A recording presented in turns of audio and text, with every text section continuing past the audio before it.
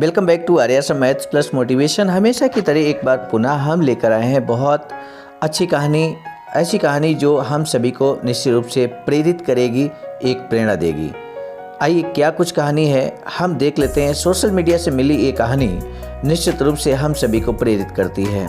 मेरे मन में यही विचार आया, चूँकि प्रेरणाप्रद बहुत ही मोटिवेशनल स्टोरी है, तो क्यों न सभी तक इस संदेश को पहुंचाया जाए। राज्य का उत्तराधिकारी, ये शीर्षक इस कहानी का है। और आइए हम देख लेते हैं क्या कुछ इस कहानी में है। लिखा है, एक राज्य में एक पराक्रमी राजा का शासन था। उसकी कोई संतान नहीं थी। ढलती उम्र के कारण राज्य के भावी उत्तराधिकारी को लेकर वह अत्यंत चिंतित था। अनेक वैद्यों को दिखाने के बाद भी वह संतान सुख से वंचित ही रहा। अंततः उसने राज्य के ही किसी योग्य नव युवक को राज्य की बागडोर सौंप देने का निश्चय किया। भावी उत्तराधिकारी के चयन हेतु उसने योग्यता परीक्षण का आयोजन किया। इस हेतु एक शानदार महल का निर्माण करवाया। महल के दरवाजे पर गणित का एक समीकरण अंकित कर पूरे राज्य में घोषणा कर दी गई कि राज्य के सभी नव युवक महल का दरवाजा खोलने हेतु आमंत्रित हैं। दरवाजे पर अंकित समीकरण हल कर दरवाजा खोलें। जो दरवाजा खोलने में सफल होगा उसे महल उपहार स्वरूप प्रदान किया ही जाएगा और साथ ही राज्य का उत्तराधिकारी भी घोषित कर दिया जाएगा। घोषणा के दिन ही उस नवनिर्मित महल में नव युवकों का तांता लग गया। सुबह से लेकर शाम तक नव युवक वहां आते और दरवाजे पर अंकित गणित के समीकरण को हल करने का प्रयास करते, किंतु आश्चर्य की बात थी कि कोई भी उसे हल नहीं कर पा रहा था। कई उसे लिखकर या याद करके जाते और घर पर उसका हल निकालने का हर संभव प्रयास करते, किंतु फिर भी असफल रहते। कई दिन बीत गए। राज्य के बड़े से बड़े गणितज्ञ भी उस समीकरण का हल निकाल पाने में असमर्थ रहे। तब राजा ने दूसरे राज्यों के गणितज्ञों को आमंत्रित किया। दूसरे राज्य के गणितज्ञ आए और गणित का वह समीकरण हल करने लगे। जैसे जैसे दिन ढलता गया, एक एक करके गणितज्ञ वहां से जाते गए। अंत में मात्र 3 लोग शेष बचे। उनमें से 2 दूसरे राज्य के गणितज्ञ थे, किंतु तीसरा गांव का एक साधारण सा युवक था। दोनों गणितज्ञ जहां गणित का समीकरण हल करने में लगे हुए थे, वहां युवक एक कोने में खड़ा होकर उन्हें देख रहा था। राजा ने जब उसे यूं ही खड़ा देखा तो पास बुलाकर पूछा, तुम दरवाजे पर अंकित समीकरण हल क्यों नहीं कर रहे हो?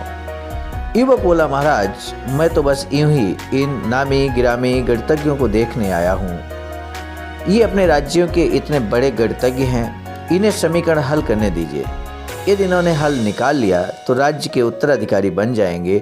इससे बड़ी खुशी की बात और क्या होगी। यदि ये समीकरण हल नहीं कर पाए तब मैं कोशिश करके देखूंगा। इतना कहकर युवक एक कोने में बैठकर गणितज्ञों को देखने लगा। पूरा दिन निकल गया और शाम घिर आई, किंतु दोनों गणितज्ञ समीकरण हल नहीं कर पाए। उनके मस्तिष्क में पूरे दिन मात्र एक ही प्रश्न घूम रहा था कि आखिर इस समीकरण में ऐसा भी क्या है, कैसे ये हल होगा, कैसे महल का ये दरवाजा खुलेगा। पूरा प्रयास करने के बाद भी वे समीकरण हल नहीं कर पाए। जब उन्होंने हार मान ली तो कोने में बैठा युवक उठकर दरवाजे के पास गया और जाकर उसे धीरे से धक्का दे दिया। जैसे ही उसने दरवाजे को धक्का दिया, दरवाजा खुल गया। दरवाजा खुलते ही लोग उससे पूछने लगे कि तुमने ऐसा क्या किया कि महल का दरवाजा खुल गया? युवक बोला, जब मैं बैठकर सबको गणित का समीकरण हल करते देख रहा था तो मेरे दिमाग में विचार आया कि हो सकता है कि दरवाजा खोलने का कोई समीकरण ही ना हो। इसलिए मैं गया और सबसे पहले जाकर दरवाजे को धक्का दे दिया।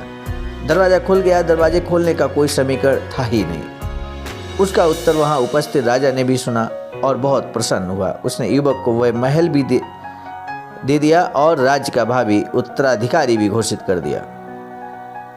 आइए देखते हैं इस कहानी से क्या सीख मिलती है हमें।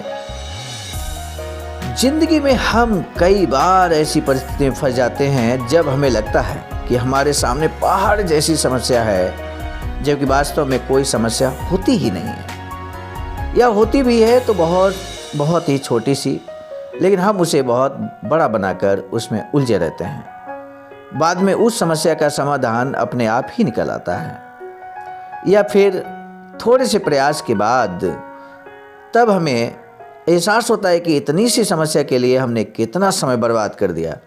समस्या सामने आने पर विचलित ना हो, शांति से सोचें और फिर समाधान करने का प्रयास करें। आज की ये कहानी कैसी लगी ज़रूर बताइएगा।